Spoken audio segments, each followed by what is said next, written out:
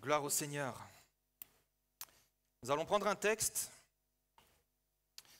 dans l'évangile de Luc, chapitre 6, et à partir du verset 27. Donc Luc 6, versets 27 à 36, c'est Jésus qui parle et qui dit « Je vous dis, à vous qui m'écoutez, aimez vos ennemis, faites du bien à ceux qui vous haïssent, bénissez ceux qui vous maudissent, priez pour ceux qui vous maltraitent. Si quelqu'un te frappe sur une joue, présente-lui aussi l'autre. Si quelqu'un prend ton manteau, ne l'empêche pas de prendre encore ta tunique. Donne à quiconque te demande et ne réclame pas ton bien à celui qui s'en empare. Ce que vous voulez que les hommes fassent pour vous, faites-le de même pour eux. Si vous aimez ceux qui vous aiment, quel gré vous en saura-t-on? Les pécheurs aussi aiment ceux qui les aiment. Si vous faites du bien à ceux qui vous font du bien, quel gré vous en saura-t-on? Les pécheurs aussi agissent de même.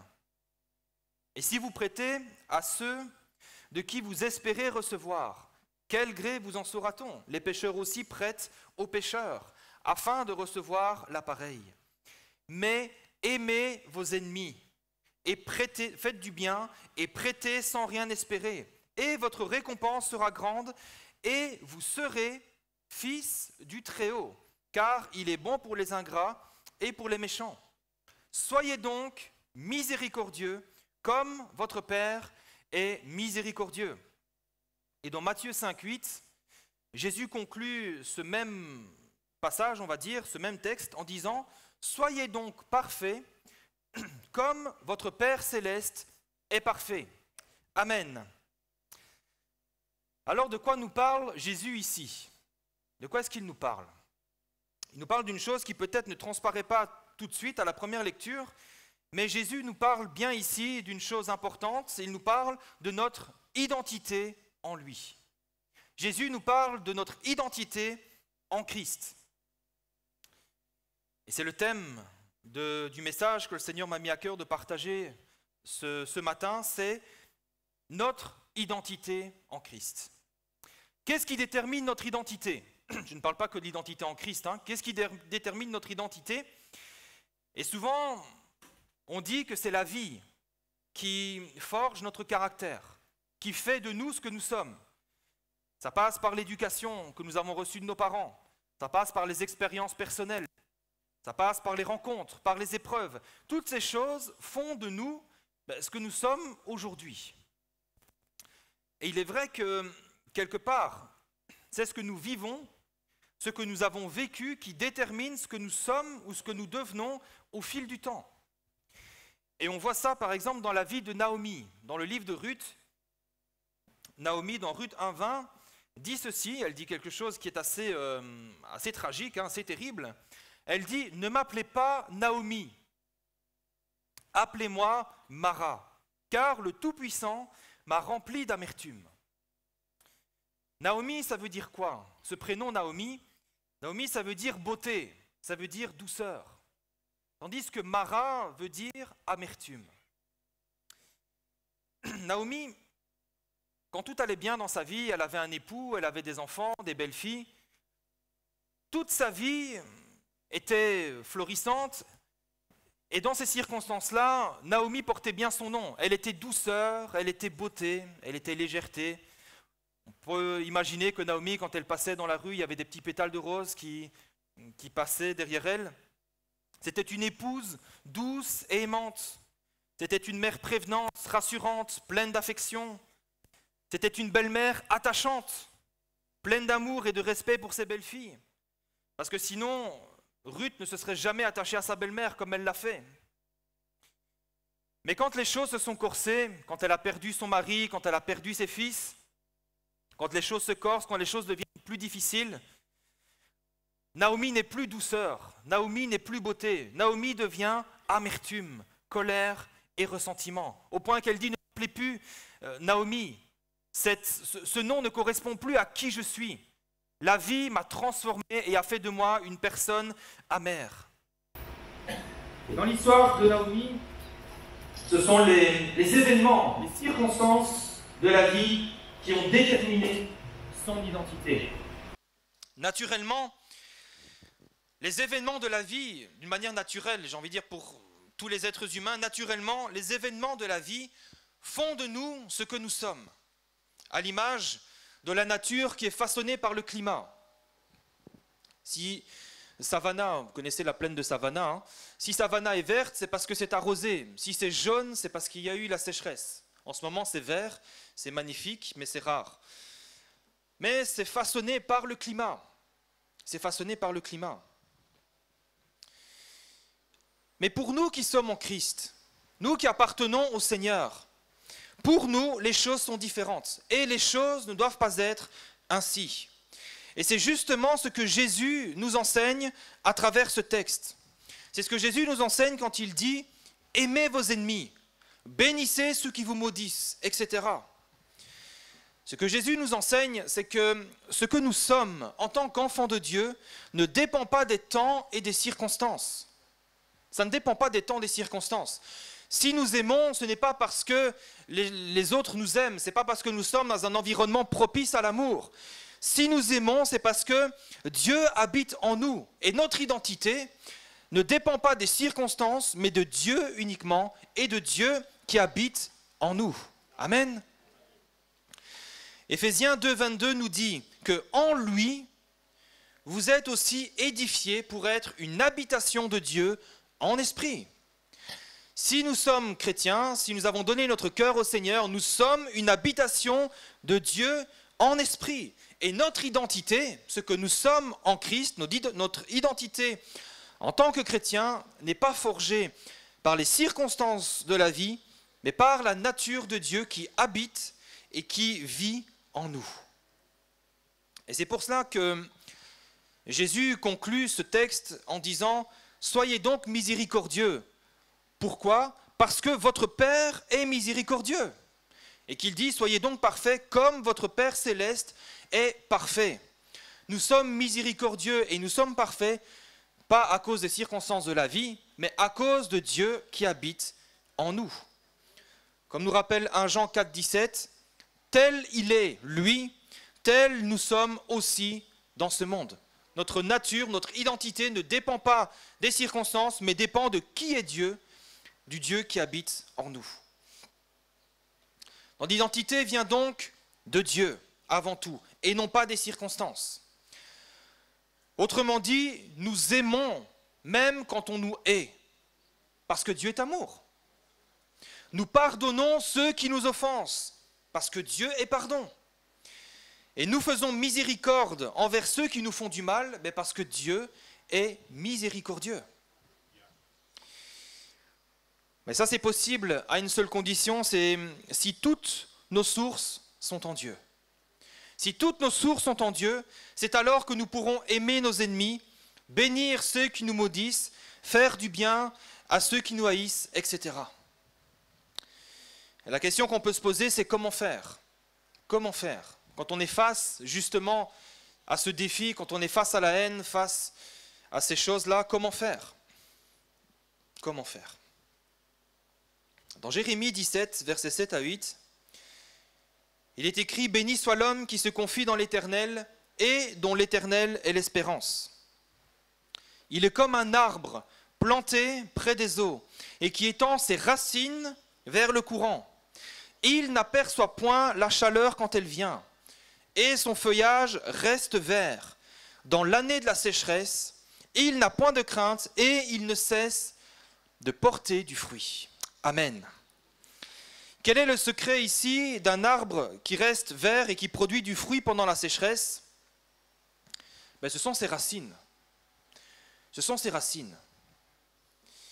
Ce sont ces racines qui creusent la terre jusqu'à s'étendre vers le courant d'eau.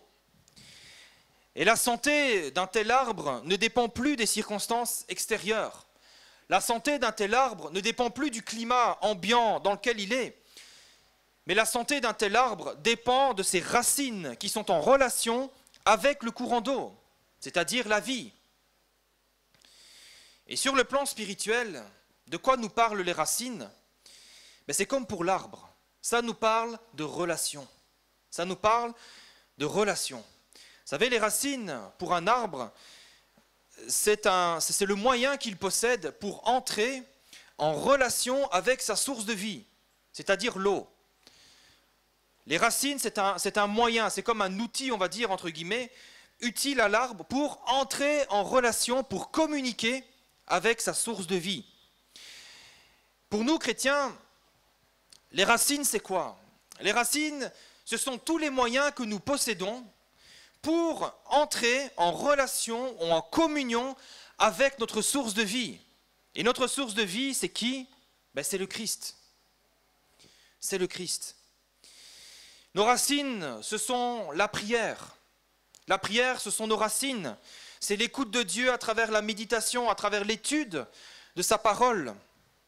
Nos racines sont la communion fraternelle. Nos racines, c'est être rempli du Saint-Esprit. Ce sont tous ces moyens dont nous disposons et qui nous permettent d'être en relation et en communion avec le Seigneur Jésus. C'est ça nos racines. C'est ça nos racines. Ce sont les moyens que nous possédons pour puiser la vie de Dieu et en Dieu, et permettre ensuite à cette vie de venir se développer en nous et de produire son fruit. Et ce fruit, c'est aimer quand on nous hait, par exemple. Ce fruit, c'est bénir quand on nous maudit.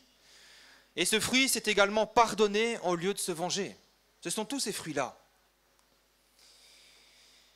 Et donc, notre identité, fondamentalement, pour nous qui sommes chrétiens, dépend de notre relation avec Jésus.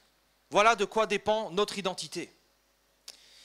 Il y a une autre image qui illustre l'importance de notre relation avec le Seigneur. C'est dans Jean 15, verset 5, où Jésus dit « Je suis le cep et vous êtes les sarments. Celui qui demeure en moi et en qui je demeure porte beaucoup de fruits, car sans moi, vous ne pouvez rien faire. » Jésus établit ici encore les principes de base de la vie chrétienne fructueuse. Et c'est quoi? Là encore, c'est notre relation avec lui. C'est notre relation avec lui. Jésus n'est pas venu établir une nouvelle religion. On en discutait vendredi. Jésus n'est pas venu établir une nouvelle religion. Mais il est venu rétablir notre relation avec le Père. Il est venu rétablir une relation. C'est fondamental. Dans 2 Corinthiens, chapitre 5, verset 18, il nous est dit que tout cela vient de Dieu qui nous a réconciliés avec lui par Christ et qui nous a donné le ministère de la réconciliation. Car Dieu était en Christ, réconciliant le monde avec lui-même. On parle de réconciliation. La réconciliation, c'est quoi? La réconciliation, c'est rétablir une relation qui est brisée. Et c'est ce que Jésus est venu faire. Il est venu restaurer cette relation brisée que nous avions avec le Père. Il est venu restaurer cette relation. Il n'est pas venu établir une nouvelle religion. Et c'est pour cela justement que nous sommes appelés tous et toutes à la communion de son Fils Jésus. Nous sommes appelés à être en relation, en communion avec Jésus. Dans 1 Corinthiens 1,9, Dieu est fidèle, lui qui vous a appelés à la communion de son Fils, Jésus-Christ, notre Seigneur. Amen. Nous sommes appelés à la communion. Nous sommes appelés avant tout à être et à demeurer en communion avec Jésus, parce que tout le reste en dépend. C'est ce que Jésus a dit, sans moi, vous ne pouvez rien faire. Vous savez, la religion, c'est quoi finalement? La religion, c'est vouloir faire les choses de Dieu, mais sans Dieu. C'est ça la religion. Et quand Jésus enseigne, bénissez ceux qui vous maudissent, il n'est pas en train justement de nous donner des principes, ou les principes donc d'une nouvelle religion, d'une nouvelle loi, mais il nous donne les principes de l'évangile de la grâce. La loi a été donnée par Moïse, nous dit Jean 1, 17, mais la grâce et la vérité sont venues par Jésus-Christ. Il n'est pas venu nous donner une loi bis, une nouvelle loi comme dans le sens de l'Ancien Testament. Jésus est venu nous donner l'évangile de la grâce. Et l'évangile de la grâce, c'est quoi? C'est que tout nous vient de Dieu. L'évangile de la grâce, c'est ça. Tout nous vient de Dieu. Toutes nos sources sont en lui et en lui seul. 2 Corinthiens 3,5 nous dit « Ce n'est pas à dire que nous soyons par nous-mêmes, par nos propres capacités, capables de concevoir quelque chose comme venant de nous-mêmes. Notre capacité, au contraire, vient de Dieu. Notre capacité vient de Dieu. » Ici, Paul ne dit pas simplement, Jésus, ne dit pas simplement « voilà ce que vous devez faire ». Quand Jésus donne ses instructions, il ne dit pas « voilà tout simplement ce que vous devez pratiquer ». Jésus dit plutôt « voilà ce que la vie de Dieu, à travers votre communion avec moi, va produire. Cette vie que vous allez recevoir, elle va vous rendre capable d'aimer en toutes circonstances. Elle va vous rendre capable de bénir en tout temps et de vous réjouir même dans l'affliction. » Toutes nos sources sont en Christ. Ça veut dire que c'est en lui que nous puisons notre vie, à travers la prière, la méditation, l'écoute de la parole, et en étant continuellement remplis du Saint-Esprit. Un homme ou une femme qui puise toutes ses sources dans le Seigneur Jésus est capable de produire du bon fruit en toutes circonstances, favorable ou non, en toutes circonstances. Ces choses sont importantes parce que nous savons que le fruit que nous produisons détermine ce que nous sommes, détermine quelle est notre identité. Et dans Luc 6, 44, Jésus dira que chaque arbre se reconnaît à son fruit. Il dit on ne cueille pas des figues sur des épines et on ne vendange pas des raisins sur des ronces. Et donc notre communion avec le Seigneur Jésus, avec le Christ, nous permet de recevoir toute la vie dont nous avons besoin pour ensuite produire du bon fruit. Et concrètement, cette vie va se manifester par une volonté nouvelle. Plus nous allons être en relation, en communion avec le Seigneur, et plus nous allons voir naître dans nos cœurs, dans nos vies, de nouvelles aspirations. De nouvelles aspirations. Dans Philippiens 2,13, il est écrit que c'est Dieu qui produit en vous le vouloir et le faire selon son bon plaisir. Plus nous allons être en relation avec le Seigneur, plus nous allons approfondir nos racines en lui, et plus nous allons avoir cette volonté et cette capacité de faire les choses de Dieu, d'obéir aux choses de Dieu. Nous allons voir au fur et à mesure une aspiration nouvelle qui vient de Dieu et qui est pour les choses de Dieu. Et ces choses-là, nous ne pouvons les recevoir que de la part du Seigneur. Parce que naturellement, on n'aspire pas aux choses de Dieu. Ça vient du Saint-Esprit, de notre relation avec le Seigneur. Et cette aspiration nouvelle va donc nous conduire à faire ce que Jésus nous commande de faire. Autrement dit, la part de Dieu, c'est de créer en nous cette aspiration nouvelle, une volonté nouvelle, une capacité à faire les choses de Dieu. Mais nous avons également notre part à faire.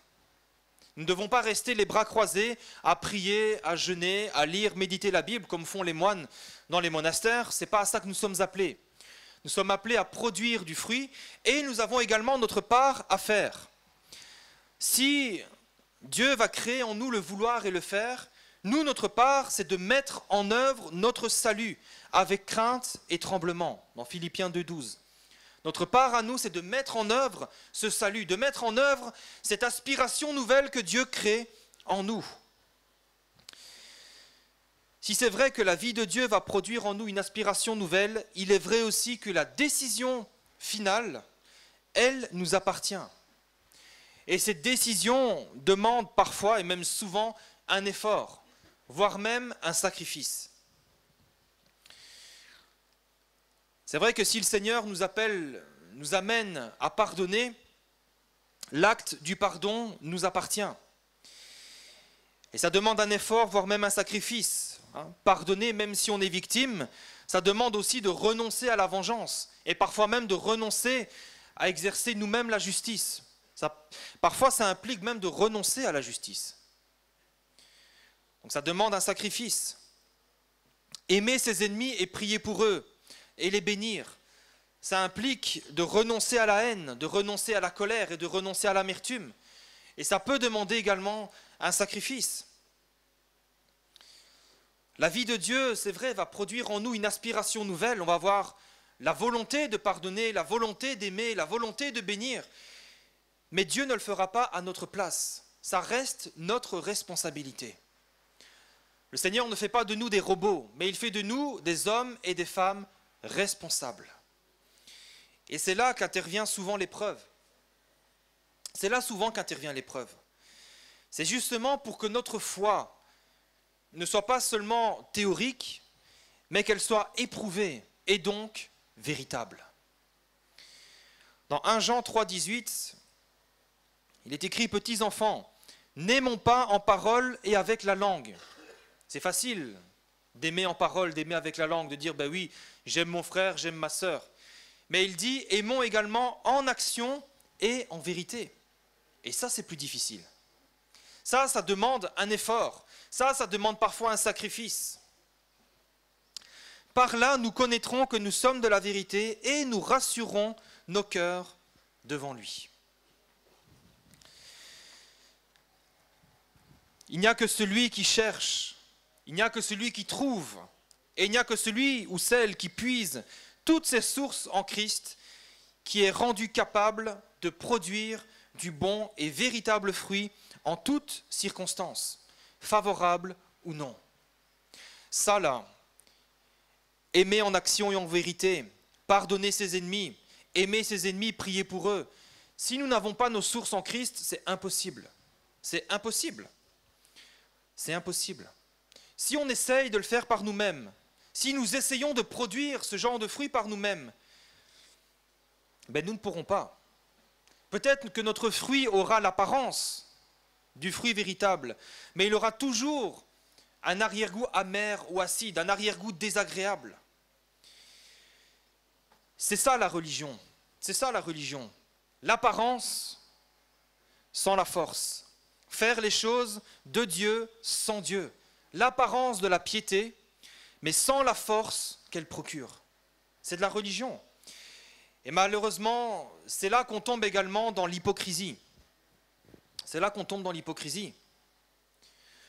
On aime de nos lèvres, mais pas du cœur. On pardonne avec nos lèvres, mais pas dans le cœur. C'est là qu'on tombe dans l'hypocrisie. Vous savez, le fruit de l'esprit, il n'y a que l'esprit qui peut le produire. On ne peut pas de nous-mêmes produire ce fruit. On ne peut pas de nous-mêmes produire les choses de Dieu. Il n'y a que la vie de Dieu qui peut produire les choses de Dieu. N'essayons donc pas d'imiter les choses de Dieu. N'essayons pas de les faire, de nous forcer à faire les choses de Dieu. Ce n'est pas possible. Nous n'y arriverons jamais. Pour que notre fruit soit véritable, pour que notre fruit soit authentique, nous devons premièrement laisser la vie de Dieu s'épanouir en nous et à travers nous. Nous devons premièrement puiser toutes nos sources en Christ. Et nous devons aussi persévérer dans ces choses, comme les premiers chrétiens. Dans Actes 2, 42, les premiers chrétiens persévéraient dans l'enseignement des apôtres. Aujourd'hui, l'enseignement des apôtres se trouve dans la Bible. Donc ils persévéraient dans l'enseignement. Persévérons dans l'enseignement.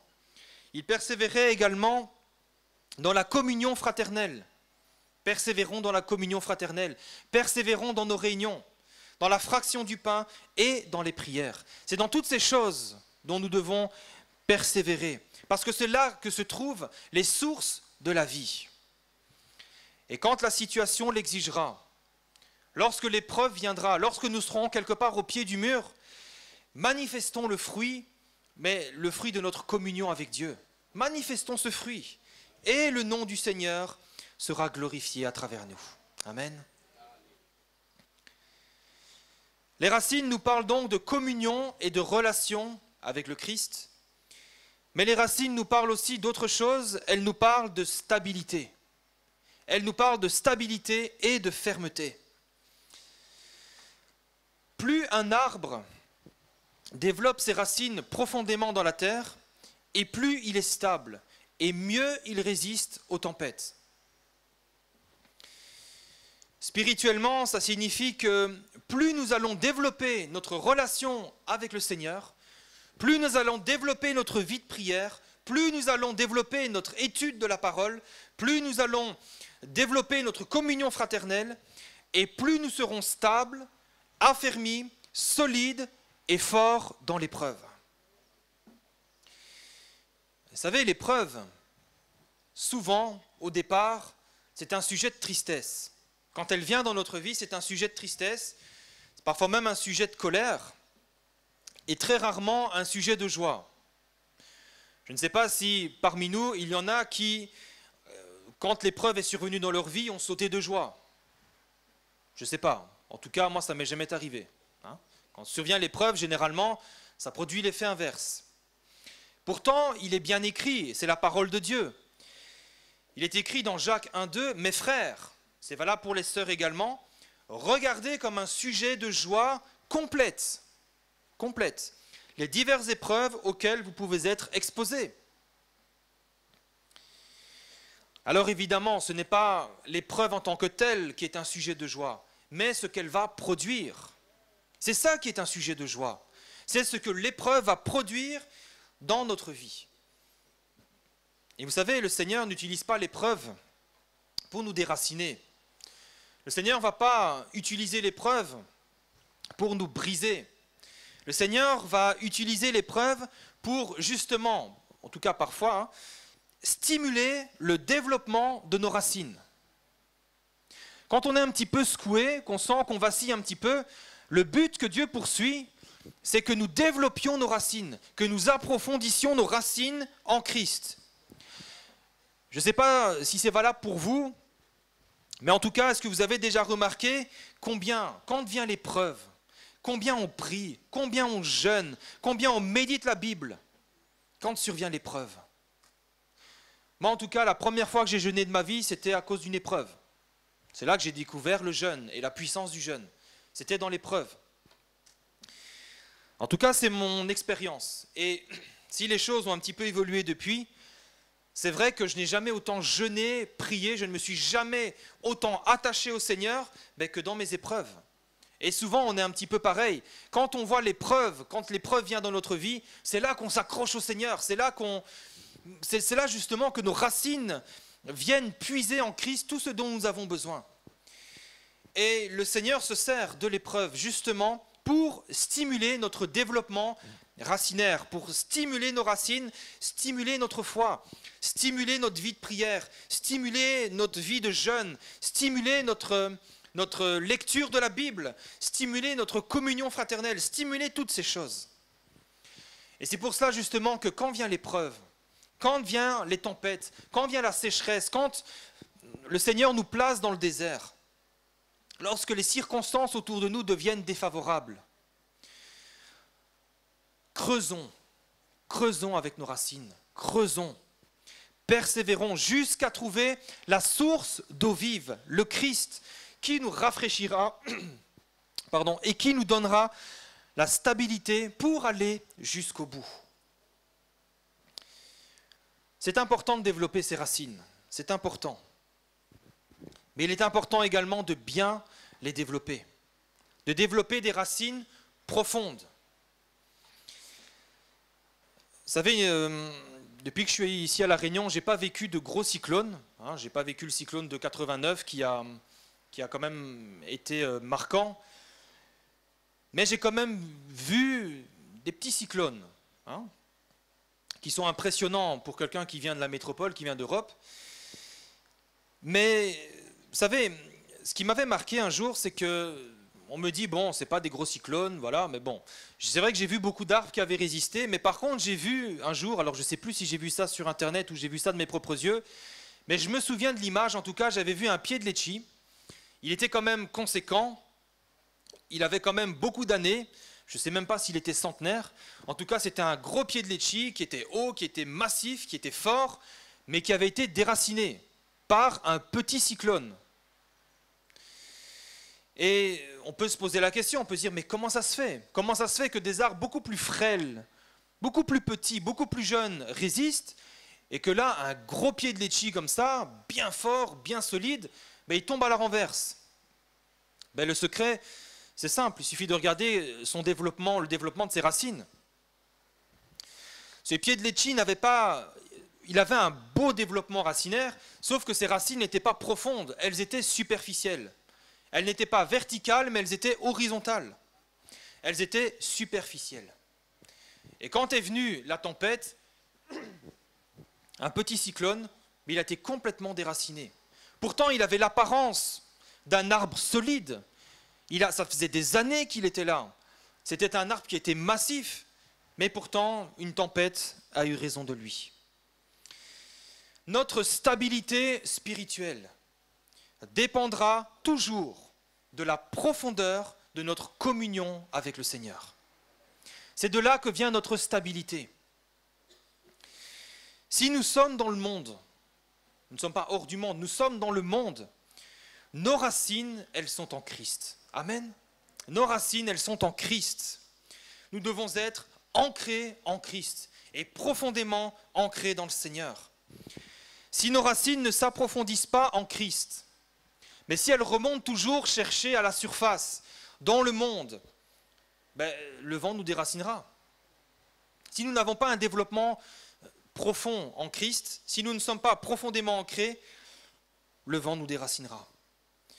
Et c'est ce que justement Jésus va enseigner à la conclusion de son enseignement. Dans Luc 6, 46, un petit peu plus loin, il dira « Pourquoi m'appelez-vous Seigneur, Seigneur, et ne faites-vous pas ce que je dis ? Je vous montrerai à qui est semblable tout homme qui vient à moi, entend mes paroles et les met en pratique. » Et nous connaissons tous ce texte. Moi-même, je l'ai appris à l'école du dimanche, quand j'étais enfant.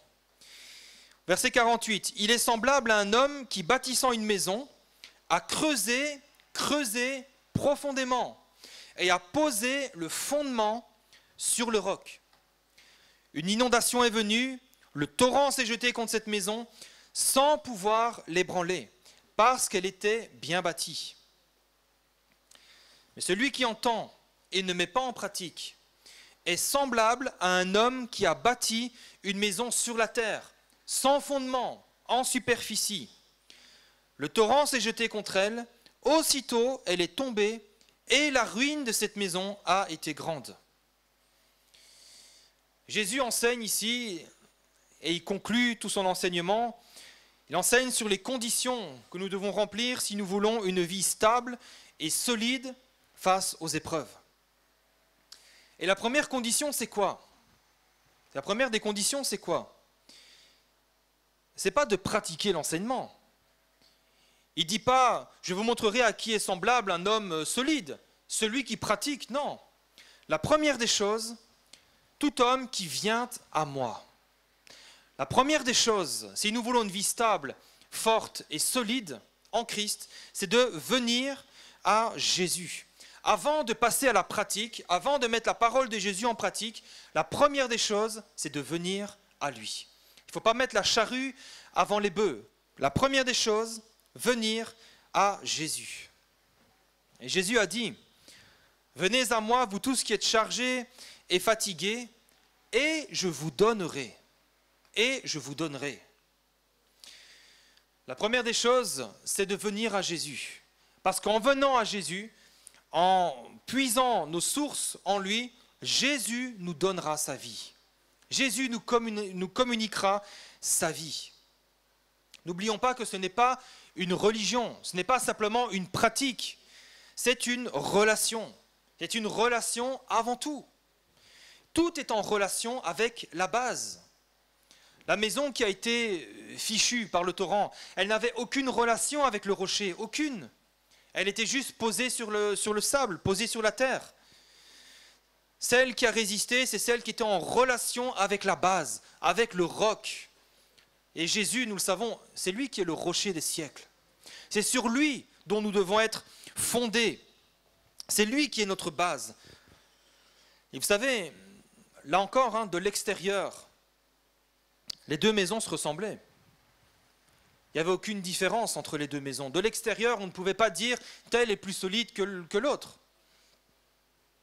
Mais c'est quand est venue l'épreuve, quand sont venus les torrents, quand sont venues les tempêtes, que l'on a vu celle qui était bâtie sur le véritable et solide fondement. Notre identité, ce que nous sommes, ne repose pas sur les choses extérieures, sur l'apparence. ça ne repose pas là-dessus, parce que tôt ou tard, les circonstances de la vie auront raison de nos apparences. Nous, chrétiens, notre force, notre identité, ce que nous sommes, dépend de ce sur quoi nous avons fondé notre vie. Notre identité dépend des sources auxquelles nous nous abreuvons quotidiennement.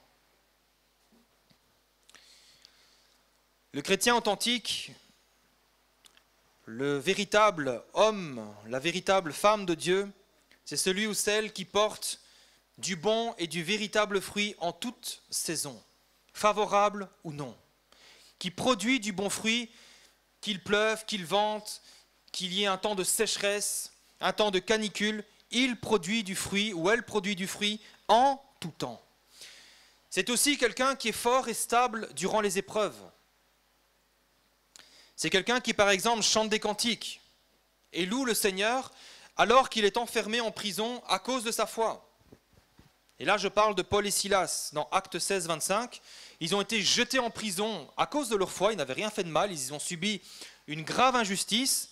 Et qu'est-ce qu'ils font? Est-ce qu'ils vont laisser cette situation désagréable et pénible conditionner qui ils sont et commencer à devenir amers, colère? Non. Ils louent des cantiques. Ils louent le Seigneur et ils chantent des cantiques. C'est également celui qui, après avoir été battu à cause de sa foi, se réjouit d'avoir été jugé digne de subir des outrages pour le nom de Jésus. Nous lisons ça dans Actes 5, 41. Les apôtres, ils ont été battus à cause de leur foi, parce qu'ils prêchaient le Christ, ils n'ont rien fait de mal. Ils ont été battus. Qu'est-ce qu'ils ont fait? Est-ce qu'ils ont commencé à se plaindre? Est-ce qu'ils ont commencé à se dire, ne m'appelez plus Pierre, ce roc, ne m'appelez plus comme ça, appelez-moi Mara parce que je suis devenu amer, ça me saoule, je suis battu à cause de ma foi, je quitte tout. Non, il était fort et stable, et même il se réjouissait de ces choses, d'avoir été jugé digne de subir des outrages pour le nom de Jésus. Le véritable chrétien, c'est également celui qui, après avoir tout perdu, ses enfants, sa maison, ses richesses, et sans raison apparente, autrement dit, sans que ça soit pour la conséquence d'un péché, c'est quelqu'un qui, après avoir tout perdu, est capable de dire « L'Éternel a donné et l'Éternel a ôté, que le nom de l'Éternel soit béni. » Job n'était pas chrétien, mais ses sources étaient en Dieu. Et c'est pour cela que quand est survenue l'épreuve, il a pu dire « L'Éternel a donné, l'Éternel a ôté, que le nom de l'Éternel soit béni. » Ces choses, nous les comprenons, elles sont impossibles pour l'homme naturel, impossibles, à moins de verser dans l'hypocrisie, dans la façade. Mais ce n'est pas à ça que nous sommes appelés. Nous sommes appelés à marcher dans la vérité. Et nous pouvons marcher dans la vérité. Ces choses peuvent devenir possibles uniquement lorsque la nature de Dieu se développe en nous. Et ça passe par les racines. Ça passe par nos racines, les moyens que nous avons pour être en communion, en relation avec Jésus. Le chrétien, c'est quelqu'un dont l'identité ne dépend que d'une chose, la nature de Dieu qui est en lui. Nos racines sont en Christ. Je vais conclure avec ce passage dans Jean 6, 48. Nos racines sont en Christ. Jésus dira justement dans Jean 6, 48, il dit « Je suis le pain de vie ». Nous allons prendre la scène dans quelques instants. Et prenons-la peut-être dans cet esprit de recueillement et réalisons qui est Jésus. Réalisons qui est la personne du Christ. Nous le célébrons, nous l'aimons, mais rappelons-nous aussi ce qu'il est pour nous. Il a répandu sa vie pour chacun de nous. Jésus a dit « Je suis le pain de vie ». Le pain que nous allons manger, c'est le pain de vie. Il dit « Vos pères ont mangé la manne dans le désert et ils sont morts ». C'est ici, autrement dit, en la personne de Jésus, le pain qui descend du ciel, afin que celui qui en mange ne meure point. Je suis le pain vivant qui est descendu du ciel. Si quelqu'un mange de ce pain, il vivra éternellement. Et le pain que je donnerai, c'est ma chair, que je donnerai pour la vie du monde. » Et là-dessus, les Juifs discutaient entre eux, disant, « Mais comment peut-il nous donner sa chair à manger ?» Jésus leur dit, « En vérité, je vous le dis, si vous ne mangez la chair du Fils de l'homme, et si vous ne buvez son sang, vous n'avez point la vie en vous-même.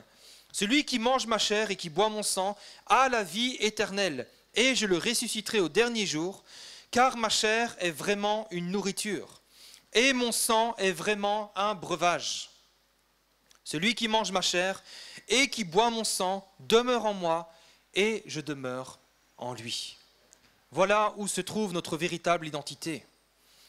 Si Christ demeure en nous. Et Christ demeure en nous si nous puisons toutes nos sources en lui. Il est une nourriture pour notre âme. Il est un breuvage. Et la croix nous rappelle que Jésus a répandu sa vie pour nous. Il a livré son corps, il a livré son sang pour notre salut, mais également pour notre vie, tous les jours de notre vie. Jésus est un breuvage, Jésus est une nourriture pour nos âmes. Ne nous privons pas de puiser en lui toutes nos sources, parce qu'il est notre véritable nourriture. Il est notre véritable breuvage, il est la vie. Il est la vie. C'est lui seul qui possède la vie. Et la vie, nous ne l'avons pas dans le monde, nous ne l'avons pas dans les loisirs, nous ne l'avons pas dans nos vacances. C'est vrai que ça nous fait peut-être du bien, mais la vie n'est pas dans ces choses. La vie n'est pas dans ces choses. La vie est en Christ. Et si nous voulons être des chrétiens vivants, vivants de la vie de Dieu, si nous voulons que notre identité ne soit pas en fonction des temps, des circonstances, nous avons besoin quotidiennement de puiser dans cette vie. Ne soyons pas des chrétiens qui avons commencé par l'esprit et qui finissons par la chair, qui devenons des chrétiens amers, des chrétiens superficiels, des chrétiens... Soyons des chrétiens authentiques. Que le monde voie notre fruit, notre bon fruit. Que le monde soit stupéfait de voir que nous produisons du fruit même dans la sécheresse. Que le monde voie nos bonnes œuvres et qu'il glorifie le Père dans le temps convenable. Amen. Est-ce que c'est ce que nous voulons? Est-ce que c'est ce que nous désirons? Cette vie de Dieu, vous savez, elle va produire la joie et elle va produire la paix. Les loisirs, la télé, le sport, le match de foot, ouais, ça nous amuse pour un temps, ça nous égare pour un temps, même la drogue. La drogue, ça nous évade pour un temps, mais ce n'est pas la véritable solution. Ce qui nous apporte la paix, la joie, la constance, c'est la vie de Dieu. C'est la vie de Dieu. Ce matin, peut-être, plaçons-nous devant le Seigneur et, avant de prendre le repas du Seigneur, sachons qui est le Seigneur pour nous. Est-ce que le Seigneur est pour nous simplement le Dieu du christianisme, qui a instauré une nouvelle religion, ou est-ce qu'il est véritablement le pain de vie? Est-ce que son sang est ce breuvage qui nous procure la vie? Qui est-il pour nous? Est-ce qu'il est la source de notre identité, ou est-ce qu'il est simplement le sceau de notre religion? Cette question-là, je la laisse peut-être sur votre cœur à chacun. Face à la table, j'ai presque envie de dire, c'est chacun pour soi. Face au Seigneur Jésus, c'est chacun pour soi. Vous savez, nous aurons des comptes à rendre chacun pour nous-mêmes. Qui est Jésus pour toi?